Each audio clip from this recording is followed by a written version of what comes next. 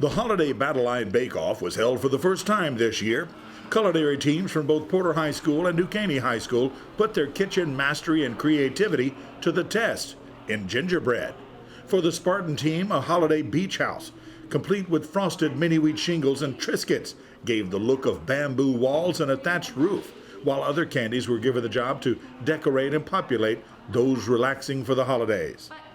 Meanwhile, the Eagle team took a more common theme of the winter wonderland look in gingerbread.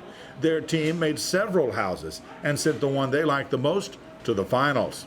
The rules were pretty straightforward on size and height. Bottom line, everything on them must be edible. New Caney ISD School Board members got the honors to judge the two finalists. And in the end, the first winner of the Holiday Battle Line Bake-Off, Porter High School with their gingerbread beach hut.